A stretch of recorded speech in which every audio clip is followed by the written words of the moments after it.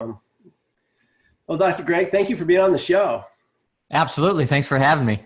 I've really been looking forward to this. I read your book called The Mindful Catholic a few months ago, and I was really interested in reading this because mindfulness is a topic that I've been interested in, but I've always been a little bit leery of it because from a non-Catholic perspective, it can get on the dangerous side. Can you tell us a little bit about what inspired you to write the book, Dr. Greg? Sure. Yeah. I mean, this is a fruit of a lot of the work that I do in my life that's gone back for a number of years, and just the ways that my own life has been affected by integrating the faith with psychology and understanding of ourselves, our minds, the way that we think and how we feel being related to the way we think. So all of those elements of psychology are really important to understand for our humanity. So if we're trying to grow in the spiritual life, which is necessarily a human growth, we have to understand our psychology. And this played out for me very specifically in the time of my own discernment when I was discerning my vocation. Mm-hmm. And so, like a lot of young men and women who are just sort of, trying to do their best and please God and live a life of at least moving towards virtue, I wanted to know what God's plan was for my life. And I was really frustrated by that process. I discerned religious life, and then I came back and I was, dating a little bit and thinking about marriage and back and forth. And, eventually I thought, well, I'm just going to take the plunge. I'm going to go all in and join this order of Franciscans. And I sold everything I owned and I gave it all to the poor. And I went to the Bronx where the CFR Franciscans were started by Father Benedict Rochelle and some others. And I was so on fire and I was so excited. And I was like, this is it. I found my path. And then long story short, about 2.5 years into it, I started to be less convinced that this was my path. And part of the frustration that I started to feel was, wow, maybe I messed up. How did I get it wrong? And I was confused and I had some dark times there, and it was Father Benedict Rochelle, he happened to be a psychologist priest, who really taught me how to understand the way my mind works in light of our faith and how to bring the two together, connecting the dots between psychology and our spirituality. And he helped me work through some stuff that went back to my parents' divorce and my misunderstanding of, what would make me happy. I thought that I had to give it all up in order to be happy, and there was some, distortion in that. And eventually helped me to find peace with a relationship with God based in the present moment, and then really learn how to listen to what God was calling me to. And once I cleared away all that junk from my past, my wounds, my history, my imperfections and my mistakes along the way, I was just present with God here and now. And in that place, I felt his overwhelming love for me. And then out of that, I heard him telling me what he made me for and what was going to make me most happy. And that's when I knew I was really called to marriage. So I left the friars with a ton of peace that I never thought I'd ever have. And then I went to graduate school. I studied psychology from a Catholic perspective at a doctoral level.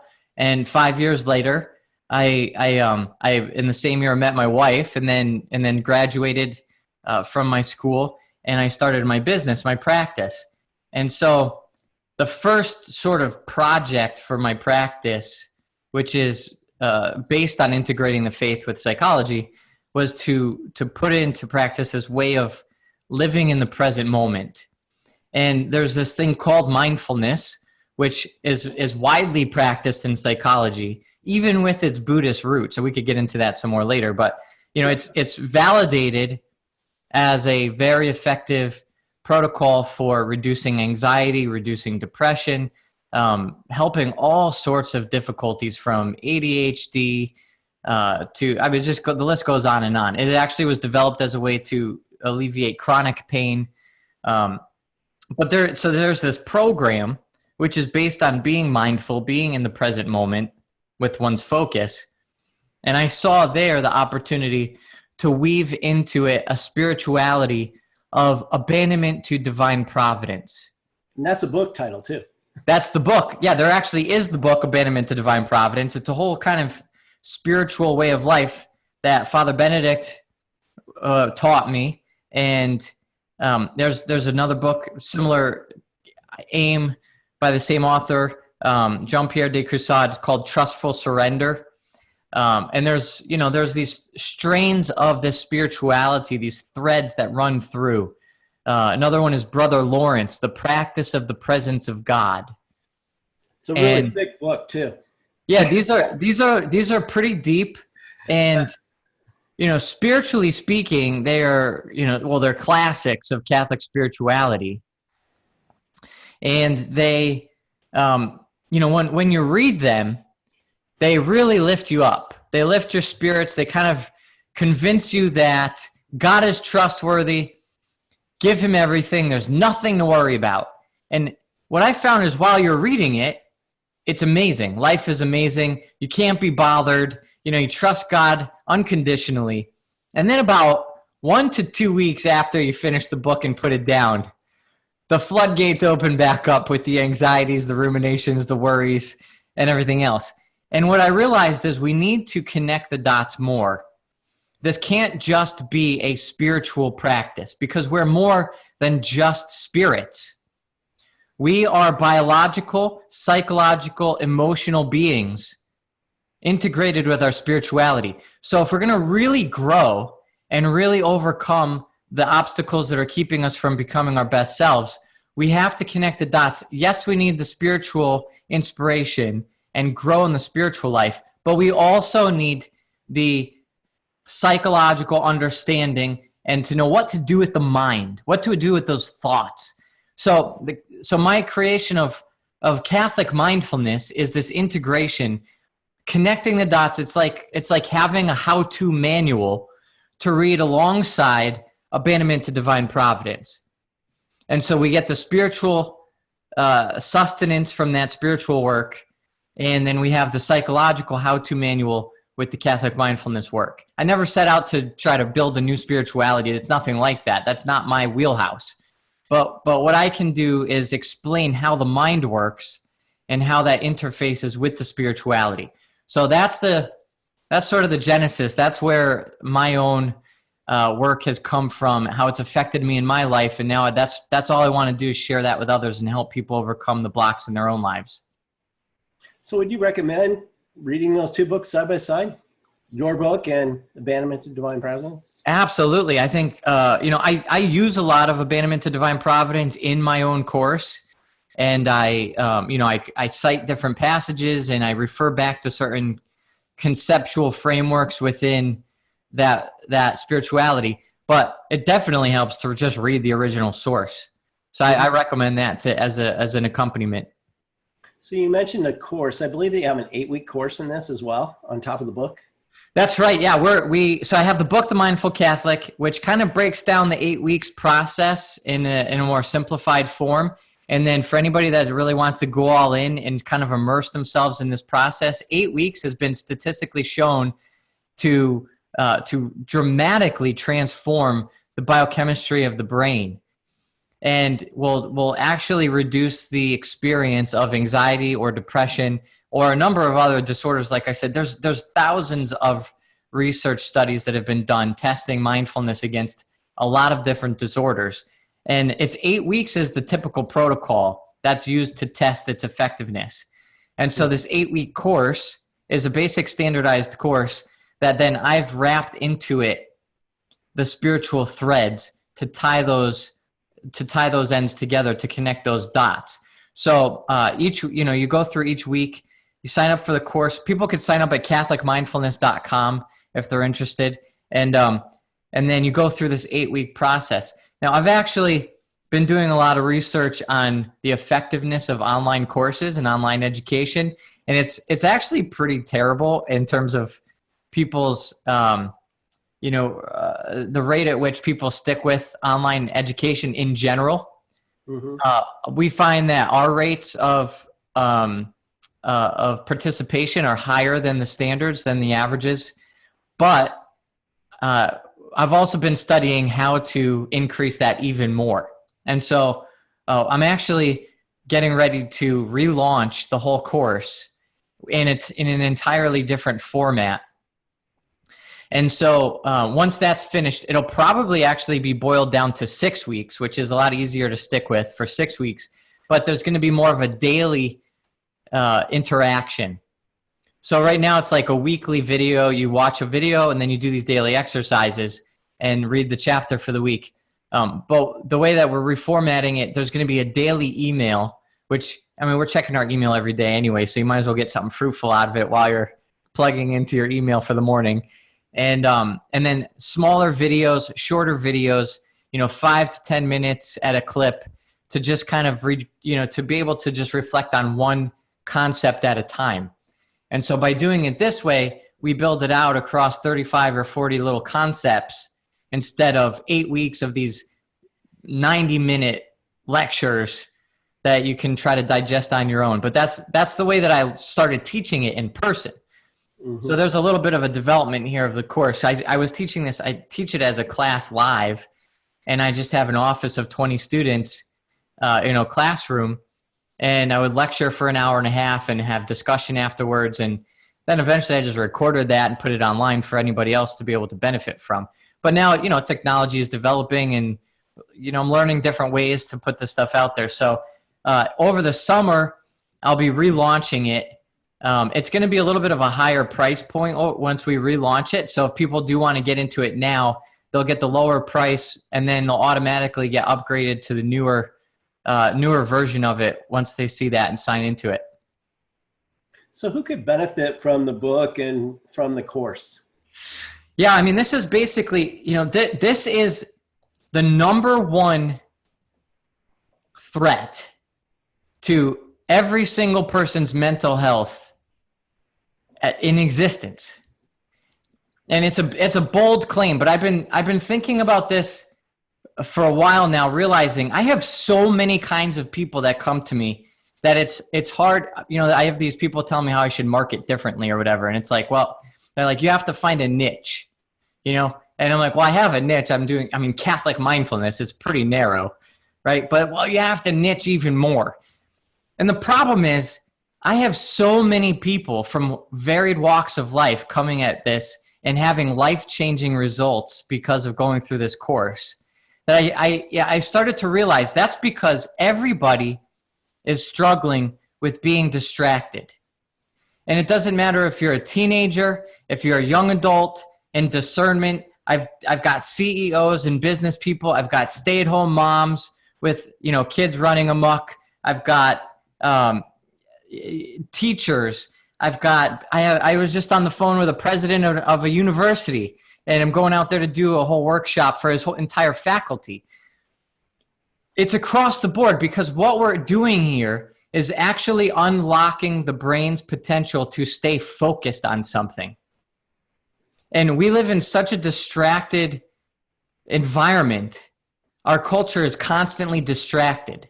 So I have, people working through relationship difficulties where, marital difficulties, they don't know how to communicate because they're actually not listening to each other.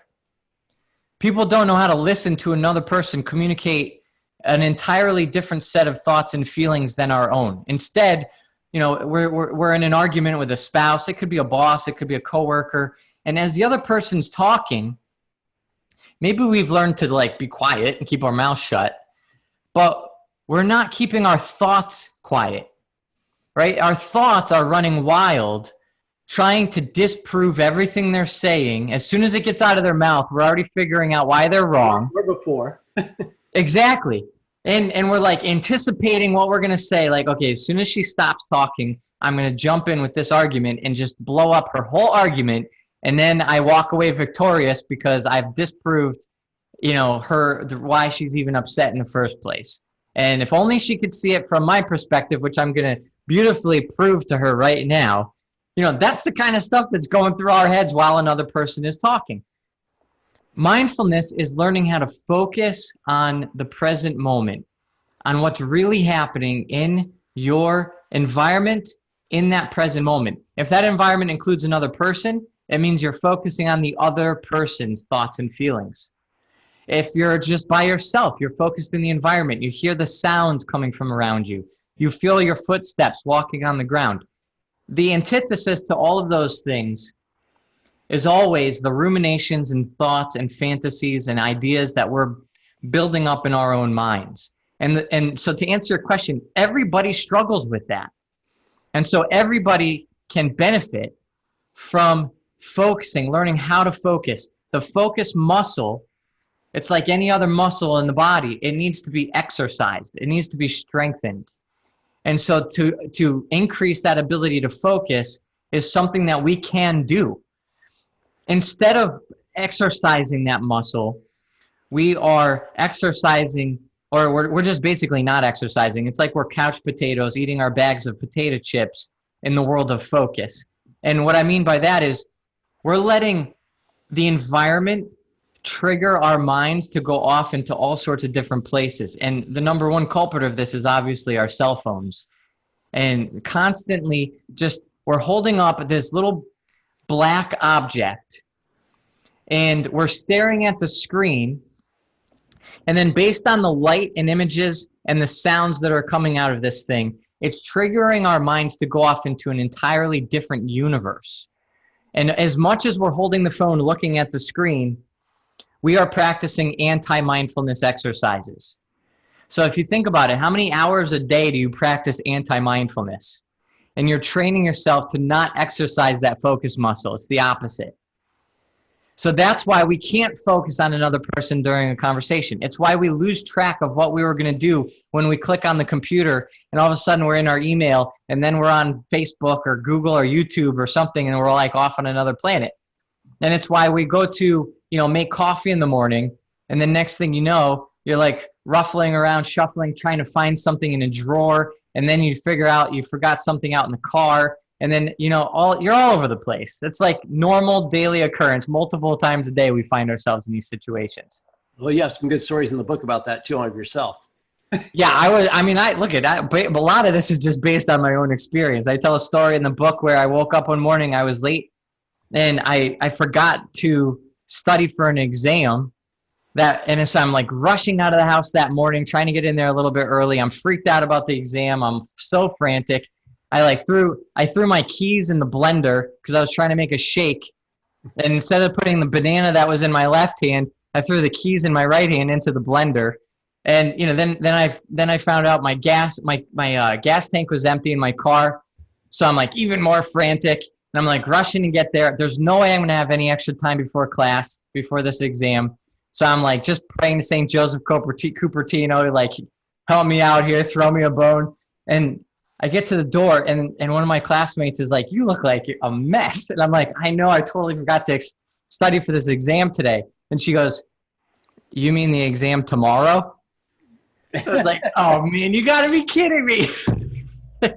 So just the fear of not studying threw me so far off in my mind, and I lost track of even what day it was and when the exam was going to be. So like this stuff happens all the time. We get in the car, we're driving, we forget where we're going. We make a left instead of a right. We end up at some friend's house or at some office we didn't even mean to go to. And stuff is just constantly happening to us. So these are just, the simple ways that being distracted. I was thinking about it this morning. Not just distracted, but also like frustrated, angry. These negative emotions that we experience that are diversions off our path of virtue can be almost eliminated if we are more present to ourselves in the moment. So our impatience needs to be put on pause. So this morning I'm making breakfast for my kids, and my 3-year-old gave me some nasty attitude because he wanted his bread not toasted or toasted instead of not toasted. Right. And like we just had our 5th kid. I'm helping out in the morning a little bit right now because my wife is still taking care of the new baby. And like, yeah, I mean, this is like life, right? But this is not my normal morning. And so I'm like, how dare this 3-year-old, so ungrateful. He doesn't appreciate the work I'm doing. Like that happens in the snap of a finger. and I feel the blood rush to my face, and I turn to him to give him some like really short, snappy reply. And then because I do exercise this every day, I quickly came to my senses. I realized what was happening. I felt my face getting red. I felt the frustration, the anger boiling up inside of me. And I just took a breath. I looked at him. I forced a smile to my face. I felt those muscles shifting on my face. And I was able to see through the veneer of his ingratitude and my impatience and frustration. And then I was able to come up with some empathy first, which is, you're really disappointed. That's not what you wanted for breakfast this morning. And then I was able to see in that too, this is all new for him. It's really hard when daddy's cooking breakfast and usually it's mommy, huh? And then, and this is my 3-year-old. Now he's not in touch with any of this emotion. Boy, things change a lot when a new baby comes into the house. Next thing I got my 5-year-old choked up. I have my 4-year-old daughter's over there, just speechless because she's feeling the same thing. But this is she thought daddy was just about to get mad. And all of a sudden now we're having group family therapy session at the breakfast table, And so all that happened in a split second. It could never have happened without me knowing what was happening in that present moment and being in control of what I was feeling in that present moment. And that takes a lot of practice, but that's the kind of thing that very easily could have just blown right past that. I could have snapped something at him, could have taken away the bread. Now you get nothing, something silly. And then what? It would have been fine. We would have gotten over it. I would have given him a hug and a kiss after breakfast or whatever, but we would have missed a huge opportunity to really connect on a much deeper level. And all because I'm frantically just trying to get the eggs from burning on the stove and make sure that everybody's ready to go and I can get to work on time and, all that franticness. So just another example for how it helps me on a daily basis. It can definitely help a lot of different people. Can it help kids? Yeah, absolutely. So we just wrote a book for kids specifically. My wife and I practice this ourselves, and she practiced this to help her in preparation for giving birth. And so she did a lot of mindfulness, especially with our last daughter was number 4, and it really reduced the intensity of even the labor experience. And that's a whole nother story. So bringing kids into the world can be really helped by mindfulness practice. And the children themselves are totally, kids are born without any self-regulation. That's no surprise, right? So Children are emotionally dysregulated. And the way that children learn, the way that we're built to develop emotional regulation is through what's called attunement to a parent, a primary caregiver. And this happens really amazingly in the neuropsychology and neurobiology of even an infant. This happens through eye contact and through mirroring. I mean, there are things called mirror neurons in the brain that helps babies reflect the emotional regulation of parents. Now, that's taking for granted that the parents have emotional regulation themselves. So, number one, the way that this helps kids is by helping the parents. And so if parents have emotional regulation to give their kids, then their kids can receive it from their parents. Number two, the book that we wrote is based on just the real life exercises that we practice ourselves. And that has to do with finding practical, fun exercises to do as little activities with parents and kids together that get kids attuned to their own bodies. So in my story, I was telling, I had to feel my frustration, my anger, my impatience coming up within me. I felt my chest tighten. I felt my blood rush to my face. I felt the warmth in my skin. Those are all bodily experiences. We're bodily beings. God made us. This is the incarnational reality of our identity. And we are trained, for the most part, to disregard our bodies. You know, we're told what emotions are wrong. Don't be angry. You know, don't feel sad. Stop crying. You know, we get a lot of these negative body shaming kinds of messages growing up. So what we actually need to do is, as parents, help our kids tune into their bodies and accept our bodies more, and then realize that we have freedom to make good decisions based on what we're experiencing in our bodies. So the exercises that we use with our kids, and then we wrote into this book, it's called Sitting Like a Saint, is to help parents teach their kids how to accept their bodies, to live in their bodies, and then to know that we can be in control, so that we actually have a choice to make once we experience what we're really feeling, and then we can put that to, put that to use, so that we grow into the men and women that God really created us to be. That's fascinating, especially with kids and developing that relationship. It's beautiful to see the parents that have written about basically healing their relationship with their kids, and realizing that like all the chaos that they feel in their home life, whether it's at bedtime or in the morning or whatever it is, there are these little tricks almost, right? These little secret keys that unlock this whole different kind of experience that you can have with your children. And I have these parents that have just years of frustration. It's like the same night, it's the same thing over and over again. Mealtime, it's the same thing over and over and over again. But then they make these little tweaks, and all of a sudden it's like they have different kids. And you have other parents that are realized too that they know they're the ones that needs to change something. And then there's all the shame built into it, which is like, I'm such a failure as a mom or a dad, and I'm hurting my kids. And it has nothing to do with them as a person. It has to do with what they've been taught. And so you can learn these little tweaks and things change. For the men out there, if they want to learn some of these techniques, in the book, I believe that there's some of the training that you can get online by going to your website. Yeah, absolutely. You could do, well, so we have a lot of different things we put out there to try to make this as easy as possible. So people are always saying, well, I don't have time for this.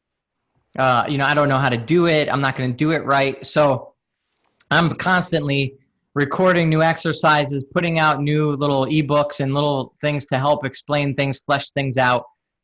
So there are free exercises available you can practice, where you basically just plug in the headphones and listen to me lead the exercise. It teaches you what to do with your feelings, where to divert your focus, what to do when thoughts pop into your head. How do you know you're really doing it?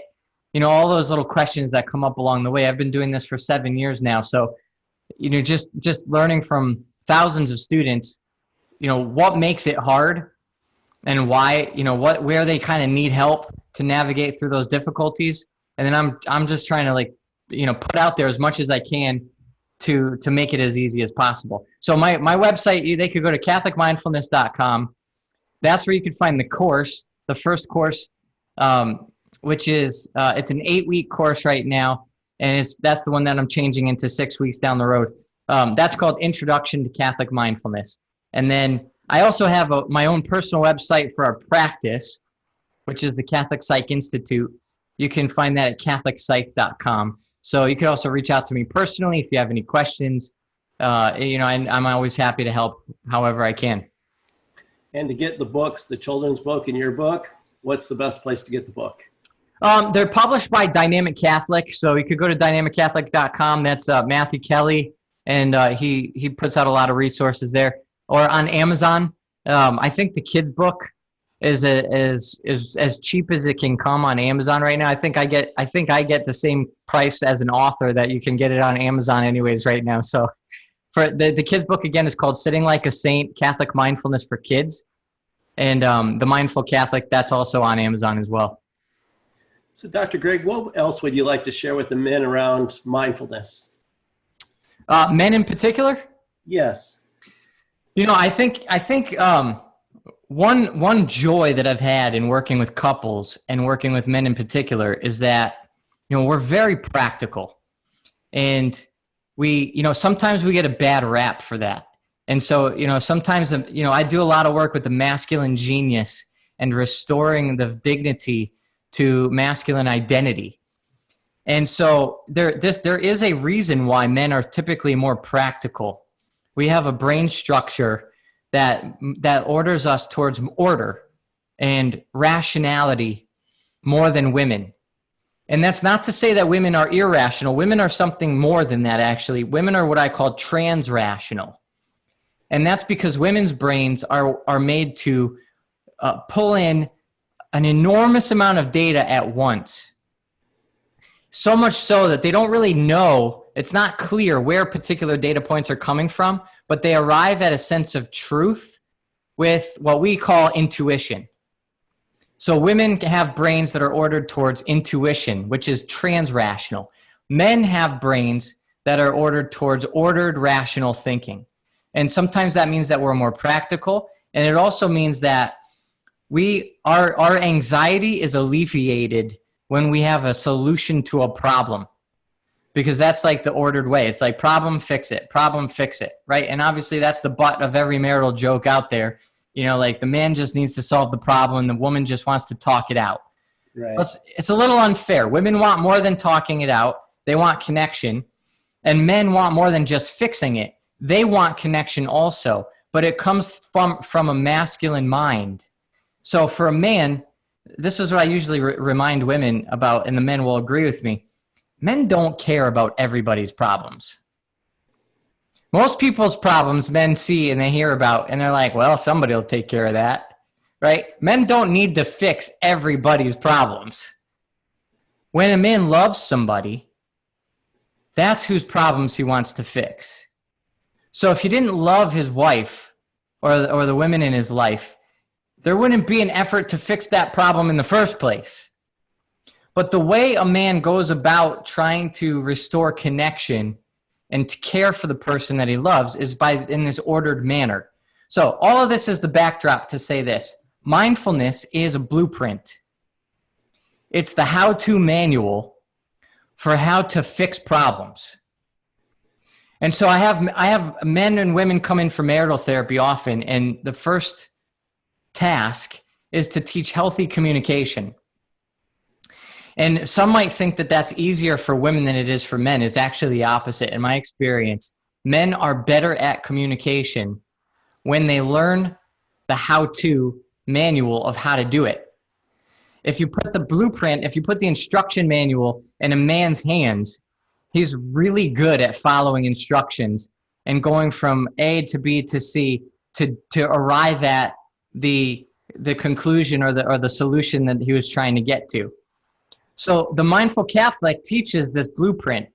It's the step-by-step manual that a man, it's like for a man to like build a shed or build a deck or like fix a toilet. It's like, okay, what do I do? Here's my wrench. This is the bolt that it fits. Like, let me put this over here. I can turn it. I can fix it. We get to the end of the process and I did what I set out to do. If we have that, we're really good at doing those kinds of things. That's what the Mindful Catholic, that's what this mindfulness program can actually do. So for men, it helps to restore a sense of confidence, competence, and a sense of dignity in the masculine identity, because you realize you actually do have what it takes to be really good communicators. You can have good empathy. You can have good sympathy. You can really align yourself emotionally with a person that you love. You just have to know how to do it step by step. And so I love when men come around to this, because all of a sudden they have like, this amazing experience. We're like, wow, my wife feels like I'm really listening to her. I never thought that was going to happen, but it happens, and it's not that hard. It almost sounds like a bonus course. Yeah, it really is. It's really, I have it. If you go to CatholicMindfulness.com, I do other courses, and I have a course on marriage. And so my How to Be Married course, I actually do have the module of communication from the mindfulness course plugged into that other course as well, because it belongs in a marriage course. It's huge. Absolutely. So I will put all the resources that we did talk about and how to contact Dr. Greg in the show notes. And Dr. Greg, I appreciate you coming on the show, and God bless. Awesome. Thanks so much for having me. God bless you too. Welcome.